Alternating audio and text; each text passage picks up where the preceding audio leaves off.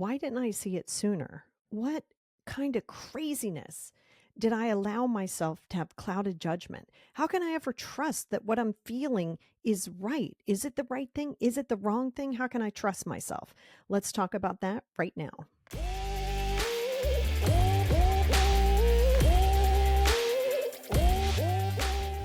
Hey, everybody, and welcome back to the Positivity Experience. It's your girl, Lori. Damn, am I excited that you're here, and I'm really excited for this topic, as I am every single week.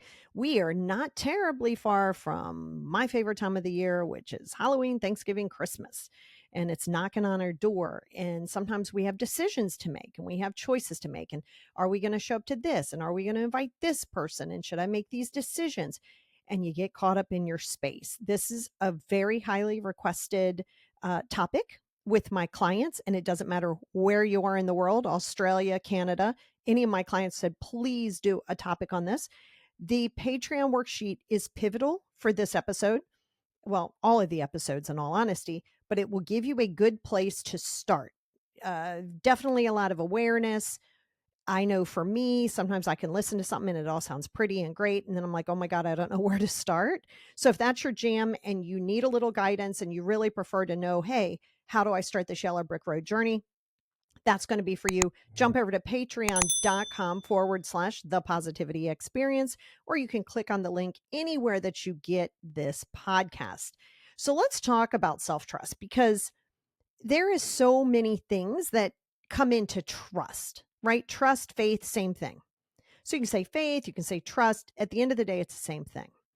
It all goes into the unknown.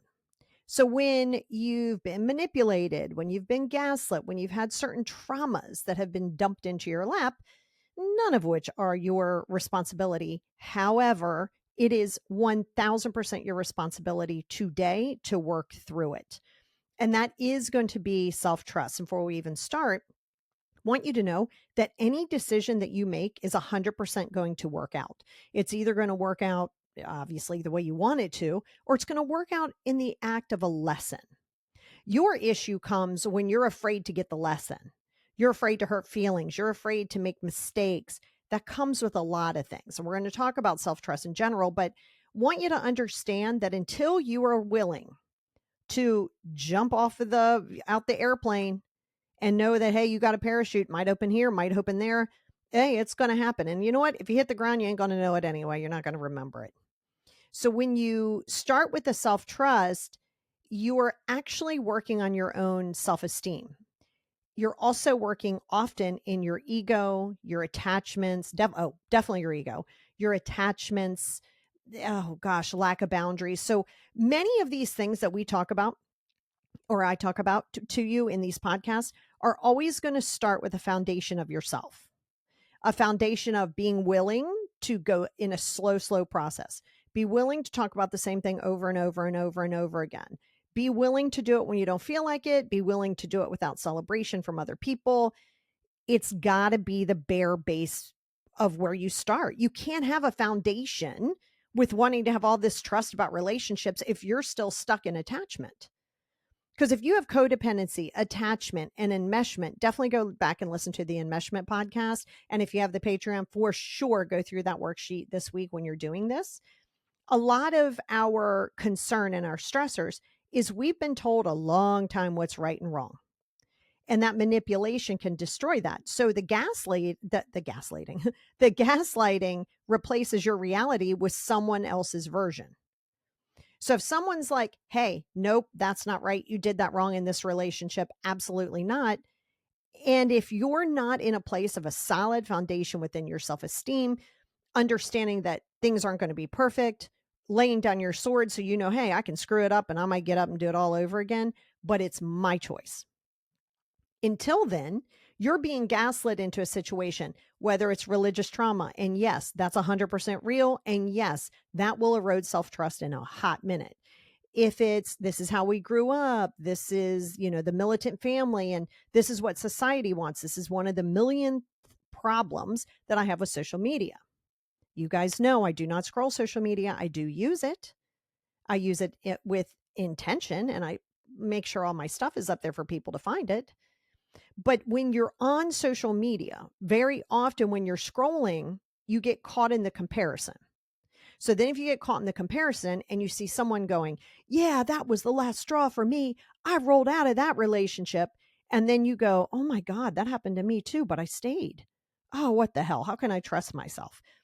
This being said, you're always going to need that challenge. You need the mirror in front of your face to say, what is it that I am avoiding in saying, hey, it's going to be what it is?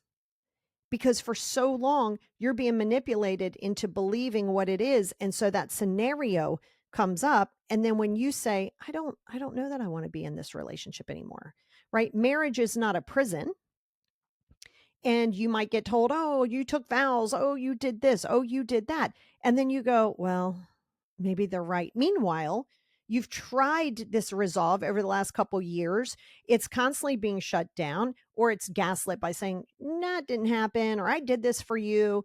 And then what? You're supposed to stay in it?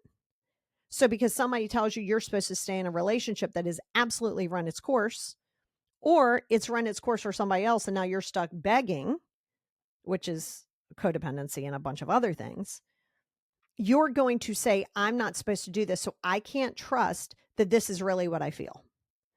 Super serious. This is as silly as it sounds. If you're told you have to believe in this and you don't, and then you're told you're wrong, and then you shouldn't question this, and then you question it and you're wrong, how the hell are you going to trust yourself? And that's why before you start taking this adventure and you're like, I'm going to learn to trust myself, it'll never happen unless you're willing to start at the base foundation of self, which means you have to go, what are my values? Go back to my core values podcast. I think it'll be very helpful during this. You got to figure out what it is that you believe in. What is it that you want, and not in a codependent space? What do you feel like you want to explore? What are you willing to do to release these relationships that have clearly proven to you that it's very conditional? I'm good with you as long as you're doing this. If you do this, you are right. If you don't, you're wrong, and I'm going to make you see that you're wrong. Well, are you willing to let go of those relationships? Now, let's say you are, but then you're not taking action. Well, now we know you might be in people pleasing. You might be in insecurity, low self-esteem. So you're not going to get to this self-trust until that gets handled. And this is the issue that people have with their healing journey. They want so badly to nourish these leaves that they neglect the roots. So let's say you're my client, and I have clients all over the world. So it doesn't matter where you are, it's going to be the same consistent thing. If you come to me and let's say it's a marital issue, we will eventually talk about that. I'll get the base of it.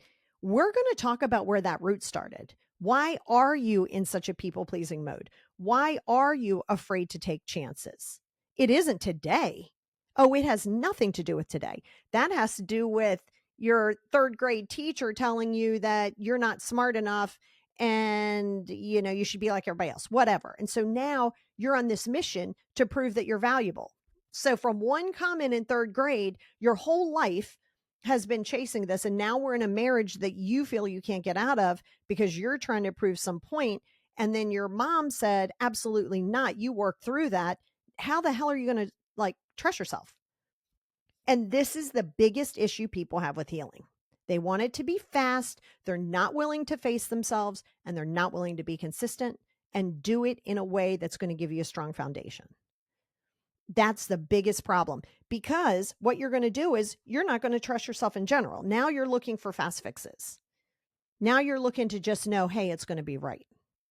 Because what you want is you want someone to go, hey, when you leave, like when you guys distance from that relationship, you're going to be just fine. You're going to do this. You're going to do that. Oh, don't worry about it. Financially, you're going to be all right. You're going to be able. That's not going to be a thing. Your decisions and choices have to be yours. Your issue is you're like, oh my God, is this the wrong choice? You will do that. You will chase that for the rest of your life. Over time, you internalize your doubt, and that's leading to your self-silencing and loss of confidence. Because now every time you bring something up, you're either being gaslit or told that you don't feel that way. Seriously, people will be like, no, that's not how you feel. You're like, what? Now, feelings aren't facts. That's true. But somebody can't tell you what you're feeling in that moment. Because then if you were really in a place of insecurity and lower self-esteem, when they tell you that that's not what you feel, you might in a fleeting moment go, but no, that is how I feel. And you're like, oh, I don't know. Maybe it's just not worth discussing, which by the way, they know. So they know if they keep poking the bear in a certain place, the bear's going to sit down and just let whatever happen happen. So that is so pivotal in this growth. The chronic manipulation, even though it might seem normalized to you, that activates that amygdala. That's your fear center we talk about pretty consistently. Whether it's real fear or assumed fear, your brain doesn't know the difference.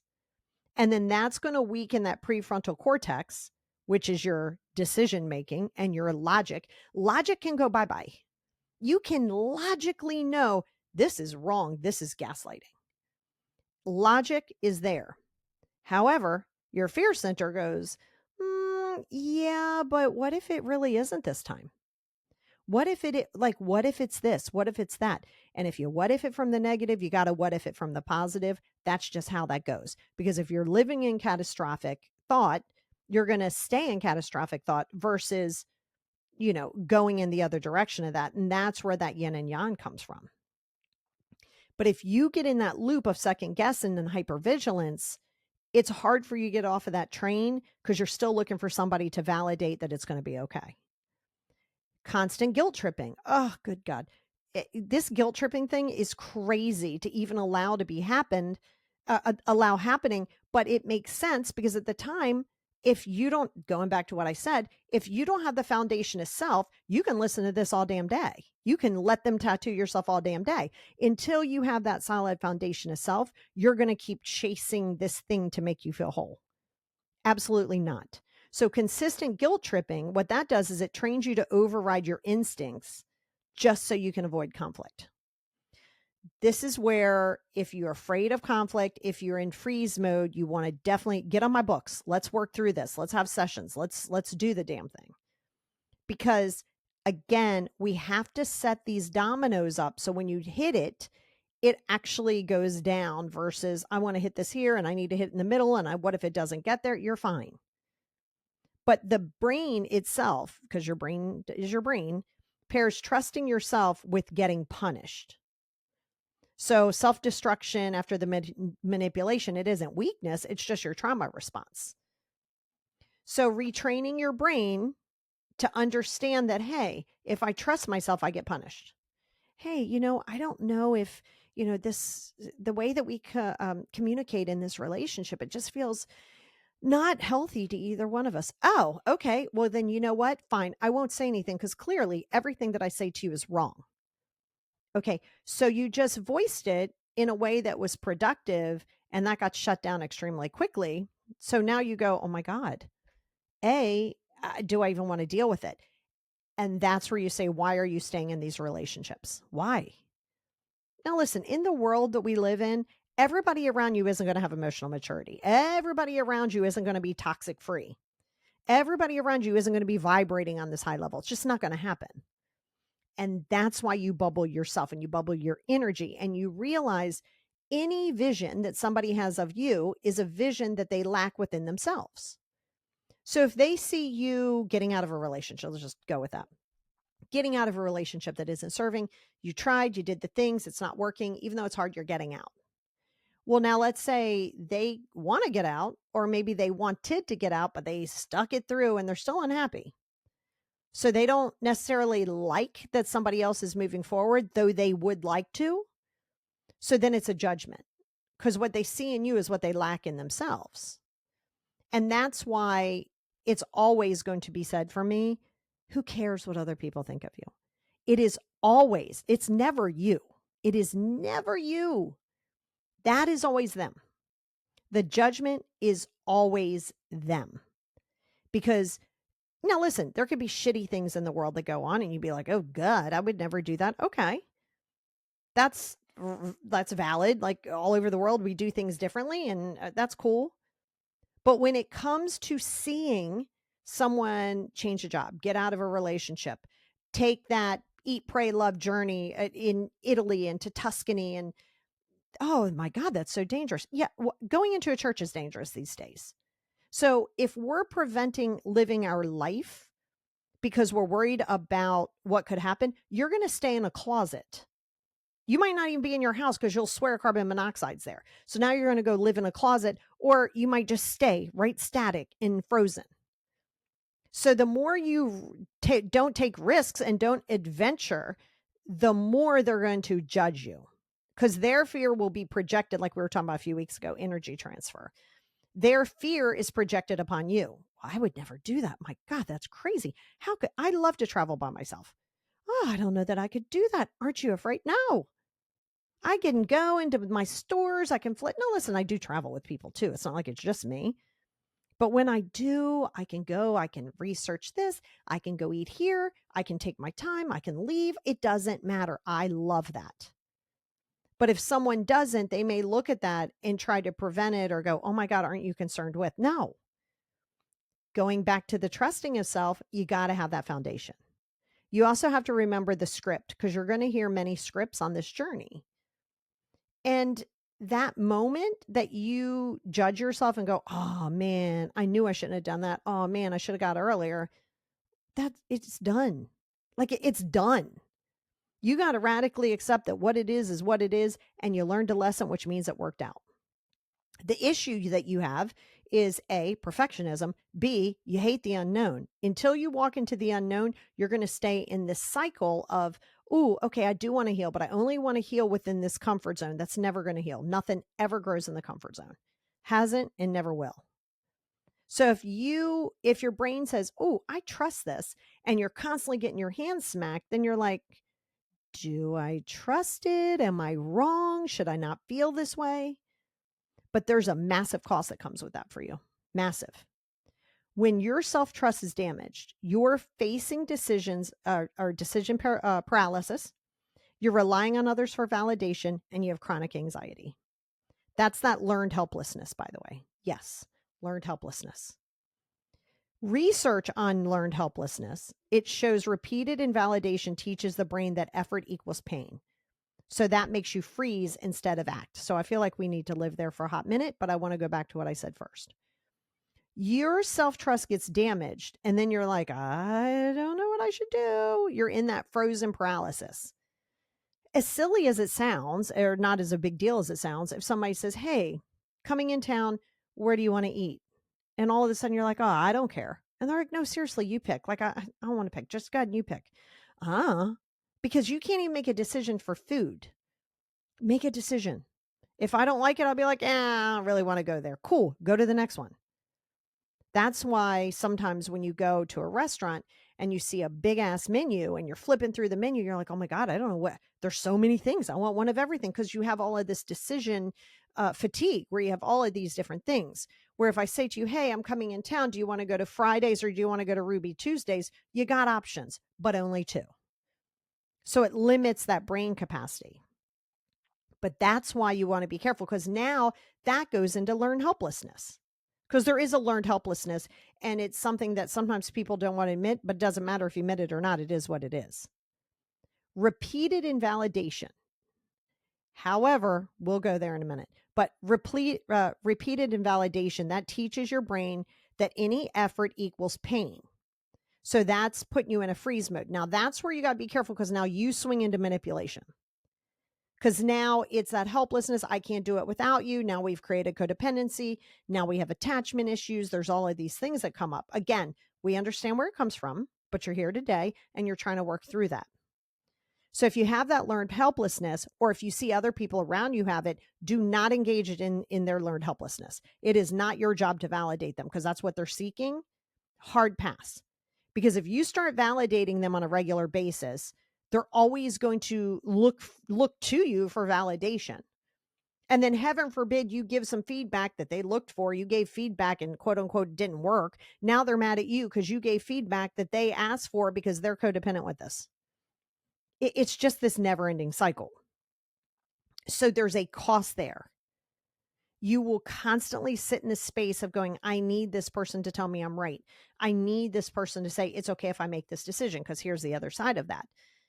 If you say, hey, I'm thinking about taking this job, doing this, blah, blah, blah, blah. And you ask, first of all, stop asking 87 people. This is your life, your decision, and everybody doesn't need to know everything. See, that's the other issue is too many people know what's going on in your life. Close to the vest here. But if you ask someone and they're like, I don't think that's a good idea, and blah, blah, I just told you they're going to do that based on their own experience. And now you go, okay, you know what? You're right. I'm not going to take it. So now you don't take it and you go, oh, damn it. Why didn't I take it?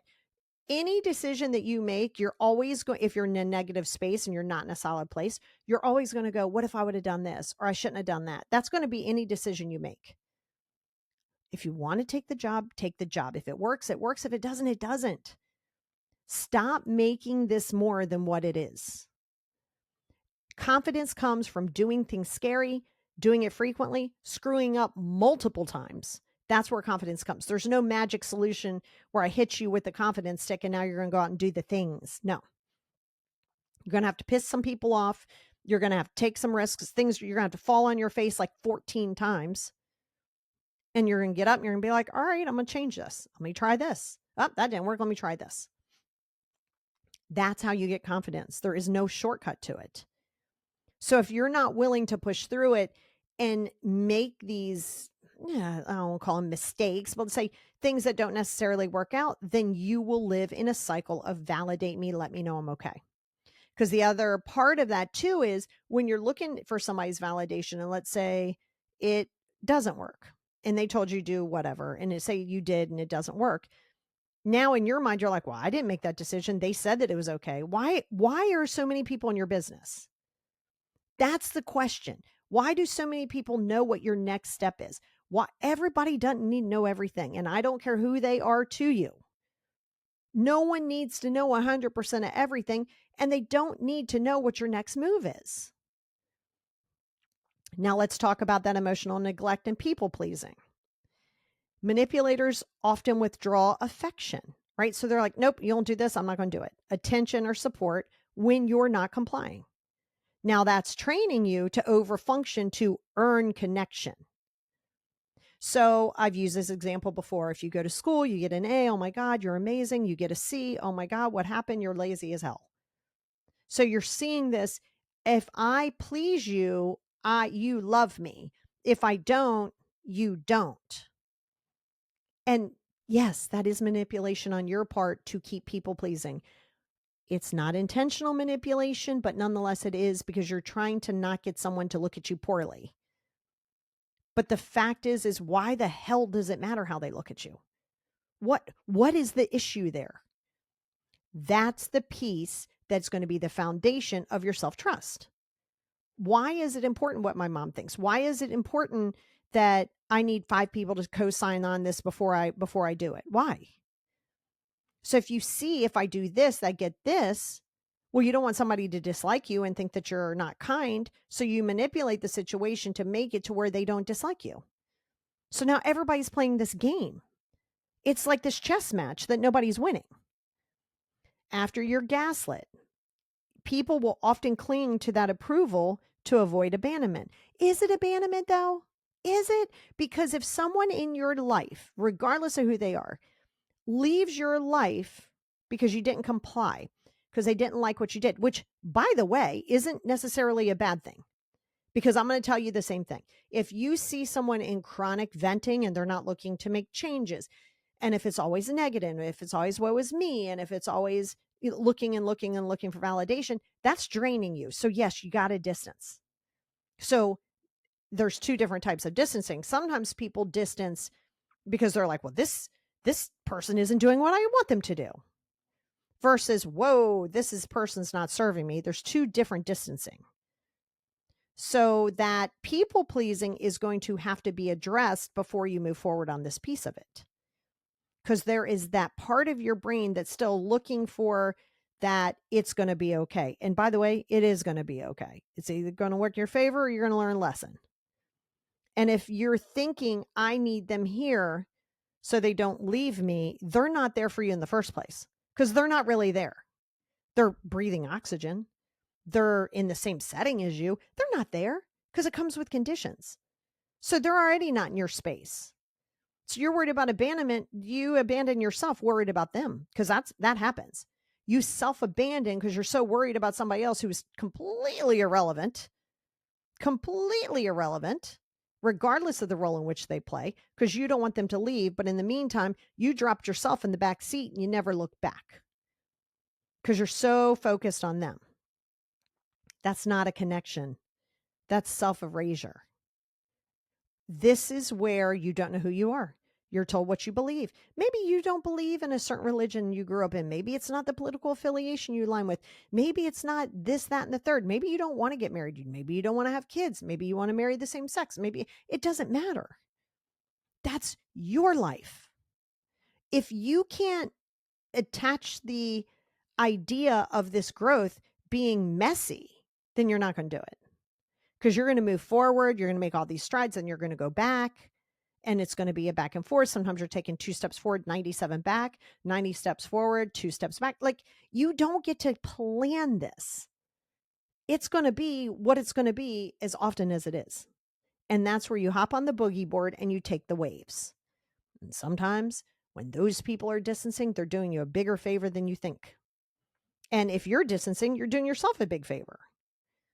If you're constantly meeting their needs while ignoring your own, you're enabling their neglectful or manipulative behavior.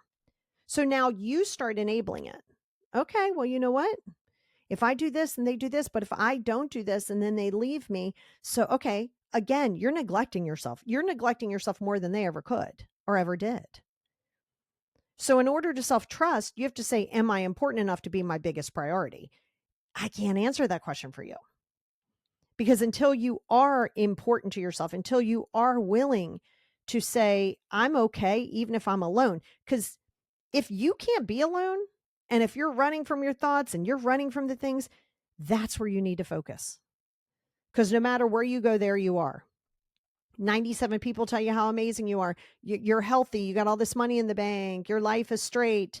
Nope, that's not necessarily going to make you happy because you're still going to sit there and you're going to wonder, is this enough? Am I okay? Am I being kind enough? Am I being generous enough? Absolutely not. I mean, yes, you are, but absolutely not. Don't put that idea in somebody else's hands. No, because you're ignoring yourself and then you get upset because they're not giving you this, I don't know, validation of making you whole, but they cannot give you this validation making you whole because what is, you're putting in a corner. You're doing that now. They're not. We know why you're here. We know that you were made to know that that was good. Got you. But aren't you tired of it? So are we going to keep staying in the past? Or are we going to look here and go, wow, how can I trust myself if I don't know myself? How can I trust myself if I don't sit and go, what do I believe in? Well, I'm not even sure. Good. So explore things. There's a reason, let's say it's religion. There's a reason why there's a whole ass class on religion. Because you can learn different things. You get to explore things. What do you believe in life? You get to explore them. They get to be your decision. And until you're willing to do that and piss some people off, and that also means maybe your family's hell-bent determined on this is what you got to believe in, and you don't, and then they go, well, we're going to disown you. Well, lick your wounds and then be thankful. Because you can never make those people happy. They're only going to be happy based on the compliance in which you're giving them. That's not healthy. Your self-distrust will grow because you're living in someone else's script instead of your own. They put a script together for you. These scripts are plentiful. And you're almost like, oh my God, could you be new? Like this is the same part of the script. You're not living your truth because you don't know it. So you're living a truth of a script that somebody put together for you. You're following that instead of your own. So when you're rebuilding your self-trust, that means that you're refusing to carry the emotional responsibility for somebody else's neglect. Stop carrying that responsibility. Their lack of care is not proof that you're unworthy. It's proof of their limitations. Let's go there. Their lack of care is not proof you're unworthy. It's proof of their limitations. People have bandwidth. And if you're not willing to bust through the ceiling and lower your ego, that always needs to be right, that always needs to be heard, that always needs the last word, until you lower that, you will stay stuck on your growth. This just might be where you go. You might have reached the ceiling. You might have just reached the ceiling because you're trying to hold out on hope that they celebrate you or they show up for you or they love you. based on the idea of what you need, which, by the way, could also be an insecurity, low self-esteem, attachment, codependency, and enmeshment. And then their limitations are so far. And so you keep chasing this to make their limitations more, but they only have a certain bandwidth. So here starts that weird, the dog who chases its tail kind of thing. So when you're rebuilding it, that means that you're refusing to carry their emotional responsibility. You're not making excuses. You're not saying, oh, it's okay because you did blank or because you have blank. No, no, you don't want to sit there and do the manipulation thing where you're, well, I need you to say sorry and I need you to take accountability. No, you don't. You do not need them to take accountability. Their lack of that is demonstrating to you where they need to fit into your life. You don't get to grab somebody and drag them to the water and go, drink this water right now. They don't have to. You can't control them. You can control the access that they have to you.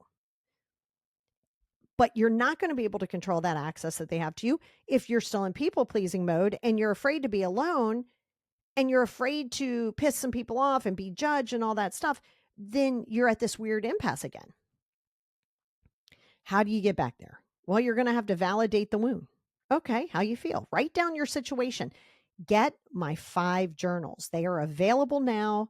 Go to my website, thepositivityexperience.com. There is scientific proof why those 5 journals are effective. Those are my creation within science. It is trademarked. It is there for you because it works. And don't tell me I don't have time to do 5 journals. There's a way of doing them and there's a reason why it works. So when you're going to write that down, you're going to show up for yourself. You're going to be like, okay, I validate how I feel. Write down those situations where you ignored your gut, only later to realize that you were right. Don't beat yourself up. Oh, I should have known better. Stop it.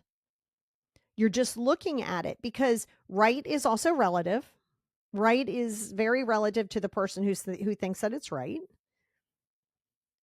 But don't do that thing where you break up with somebody and then you go, oh my God, did I make the right decision? And so what? Any decision you make, you stay, did I make the right decision? You leave, did I make the right decision? Go with your gut and do whatever comes next. I don't have the magic script to give to you to be like, go trust the unknown. But until you do, you are going to always live in the shadow of fear. You're always going to live in the shadow of somebody else's idea. And get off social media. My God, get off social media outside of intentional things to be on. Stop sharing everything that you're doing with everybody in your life. Because the moment they don't like it, they don't align with it, they're going to try to like put all this doubt in your head because they don't want you to do something. So if they don't want you to do something, why would you tell them? Because they're going to try to prevent you from doing it. So you're just creating that monster within yourself. Your intuition was working. It wasn't, you just didn't allow yourself to follow it. That's why you want to make micro decisions. Start small. Low risk choices. Just low risk choices. What to eat, what music to play. Low decisions. Oh, you know what? I want Chinese today. No, you know what? I think I do want Italian. Go for Italian. It may seem like it's not a big deal, but until you can start making small micro decisions, you're not going to just walk into self-trust. You're not just going to make these big life decisions. And that's why when you show up for yourself, you're also building trust. So if you say, I'm going to do the 5 journals, if you say, I'm going to go for a walk every day, and remember, you're at 75 to 80%. Let's not try to go into perfectionism here. But when you say that you're going to do something for yourself and you actually do it, you're building self-trust. You're saying to yourself, hey, you matter. I don't want to do it, but I promise you I was going to do it. So I'm going to do it. Your self-trust is going to come from doing those micro decisions. And each time that you're honoring that, you're rebuilding that neuro pathway to self-trust again. Because, you're there, you're waiting, you're listening. So what? Do the Italian. So what? Play this music. But do it, but show up for it. If you say, I'm going to get up 5 minutes in the morning and do my, my devotional, my whatever you want to call it, then you do it. And you do it when you don't want to. You do it when you're tired. You do it when you're being an inner brat. you do it. And the more you do it, the more that you're demonstrating that you matter. And the more you matter, the more confident that you're going to get. And you're going to earn that trust. Use your body as a compass. Before making a decision, pause. Like, let's pause. And then you want to ask yourself, what do I feel in my chest? What do I feel in my gut? What do I feel in my shoulders? Now, I'm going to tell you this. If you feel anxiety because you're ready to take that risk, do it. Do it. Do it. Don't wait to just feel comfortable. That's the opposite of trusting yourself. Because if you're waiting to be sure, if you're waiting to feel comfortable in doing it, you're once again telling yourself, "Oh, we're only good if we know it's basically going to work out." You'll never build self-trust. And that's why that foundation must always be rooted in you. You are the base foundation for every podcast I do here. Every podcast I do, every session I have, every short form I do, every person I meet. This is the foundation. You give so many people control over you. And granted, maybe you were conditioned to do that. We understand. But the reality is you have the power. You have the power. But unless you're willing to be uncomfortable, unless you're willing to be scared, unless you're willing to be like, oh God, I want to vomit, then you're just going to stay where you are. Notice patterns when your body's like, all right, this is scary, but I'm kind of glad I did it, even though it was really scary. That's the whole thing with public speaking, right? It's the same thing. You're scared until you're not. You just keep going, you keep going. And after a while, you start to get confident in it. Maybe you didn't know how to, most of us don't remember that we had to like scoot and then crawl and then do all that stuff before we start walking. But we had to do that. And guess what? We fell down, and we fell down a lot. Did that stop us? No. We got up, did it again. Got up, did it again. So you are capable. You're capable. When you started walking, you didn't wake up that way, and you didn't stand up one time, bump your head and be like, oh, well, no, you did it multiple times. So you have that capacity. But each time that you're holding a boundary against someone and you're holding a boundary against manipulation, you're also creating proof that you can trust your instincts. And then I want you to write down one boundary that you uphold, but you got to know what the boundary is and follow it with a consequence. The consequences must follow. Don't just throw wishes out there. A consequence. What did you hold? And start teeny, tiny, teeny, small. It's not about, coddling you through it, but you got to first know that even something as simple as, what am I going to make for dinner tonight? Or, do I want to go see this movie tonight? Even if that is challenging, you do it anyway. And I promise you, it will get less and less and less and less stressful. But I don't care who you are, you're always going to have to take a leap. You're human. You need a little bit of adrenaline. You need a little bit of anxiety. That's what keeps us good. It's part of the human brain. We can't get rid of that. Take the leap and practice this. Don't tell everybody everything. Everybody doesn't need to know every thought. Everybody doesn't need to know every action. Maybe you want to try painting. Maybe you watched Bob Ross and you said, I'm going to paint. And you went, okay, you live with somebody, they see that you picked up some paint supplies. You're like, oh, well, what's that?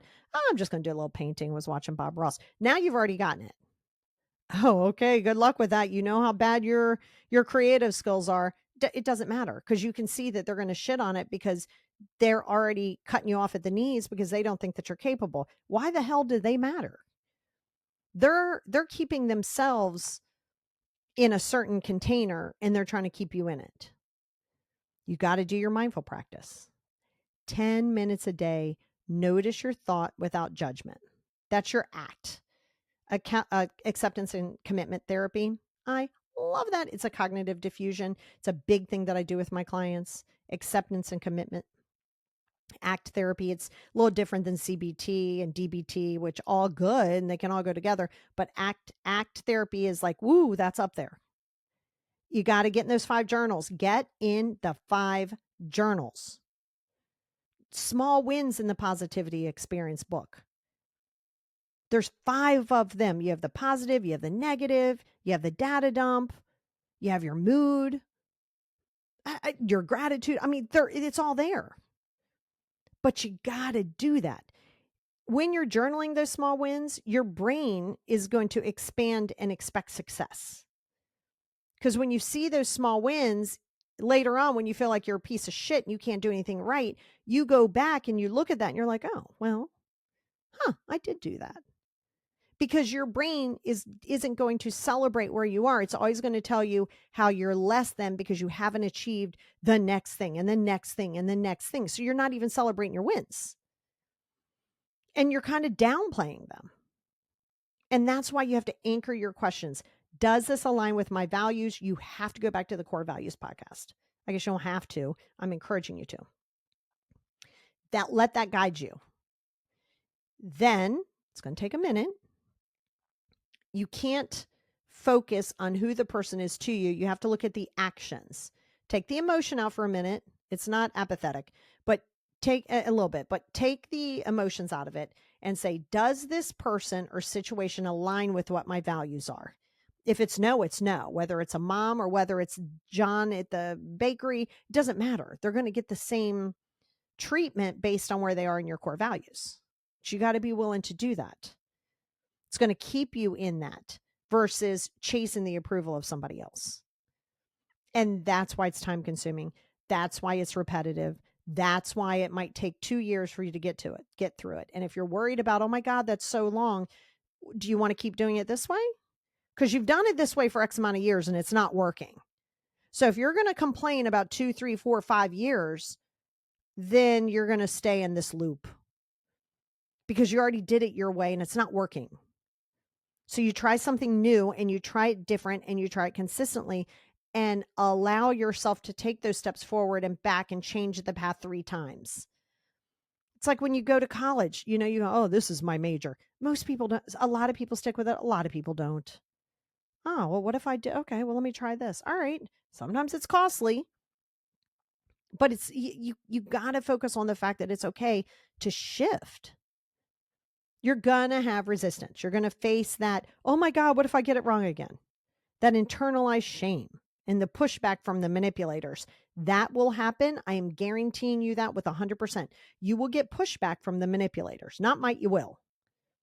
You're going to feel uncomfortable with that neglect. It's not real neglect. It feels like neglect, but what it is their control is starting to run out. So they're going to pick that scab. They know what works for you. And let's keep it real. You already know how to trigger other people too. It's not, so everybody knows somebody's trigger points and then they're going to try to do that. So if you know that ahead of time, and I'm prepping you for that, then it's not nearly going to be as triggering because you're like, this is what she said. I see it. She said, how would she know? Because I've done this for decades. People are not original. They're not just going to come out their ass with some new manipulative tool. They might use different words. Same exact thing. Same exact thing. Because when you're stopping that people pleasing, the emotionally neglectful people will not suddenly meet your needs. They're going to tell you how wrong you are for having it, how self-absorbed you are. And maybe they're just going to have their ego and be like, well, I'm not going to deal with it. Great. One less person you got to worry about. One less person. And now that temptation to go back to overfunctioning, people pleasing will always be there in this part of your journey. Resistance is not proof that you're failing. Resistance is not proof that you're failing. It's proof that you're healing. See, your mindset is going to have to switch. If you see it as failure, you'll see it as failure. If you see it as lessons, you'll see it as lessons. One is growth oriented, one is limited oriented. And it's okay. You're going to be pretty negative and catastrophic there for a short period of time, but it can change, I promise you. It's not about ever being wrong either. Stop thinking that you're going to knock this out the park and everything that you do is going to be right and everything that you do is going to work out exactly as you want it to do. That's ridiculous. No. How are you supposed to learn? Every person that you see, say 99.9% of the people that you see, that you're like, oh my God, they're so successful, they have it together. Do you know how many times that they ran into a wall? Do you know how many times that they lost money? Do you know how many times? Maybe not, because they don't tell you everything. But I can tell you, nobody's just getting it right. Nobody's just getting it right. The dentist office. Okay, well, 72 hours. Well, they realize canceling in 72 hours really isn't effective. So now they tell you 120 hours. And you think, oh my God, that's crazy. Well, you know what? They're pivoting, they're adapting. That's what we do as people. You got to adapt, but you got to know what you're adapting from. You got to have the starting point. You got to have the starting point. You got to be willing to listen to yourself and let the chips fall where they may. You got to ask yourself, what is one small decision that I can make today without outsourcing that to anyone and truly owning it? Don't outsource it. Don't get feedback. What is one small decision that you can make today? Don't think it's like too easy. Don't think it's like, oh my God, that's not effective. Because here's the problem. This is where people struggle in their healing yet again. They want these big wins and these big decision making and all of these things. And oh my God. Now, one pebble, one pebble is just as important as 100 pebbles together. And it takes 100 pebbles, and each one of those are important. So stop trying to get to the, it's life is a marathon, not a sprint. We know it sounds cliche, but it is, but it's also true. So take your time in accepting that, but don't take too much time. Because if you take too much time, you're going to keep getting caught up in that loop. But all in all, before you can take action in anything that I just said to you, anything, we're going to have to start working on yourself. You're going to have to start working on that, okay, well, what do I need to do? Where am I? Where am I? Am I in that attachment? Am I in that codependency? Let me start there. Still do those small wins, but you must be your own foundation, not them. So remember, the first part of self-trust is knowing that it's okay to start. It's okay to do it messy. It's okay to fail. You get up and do it again. And that's how you start showing up for yourself.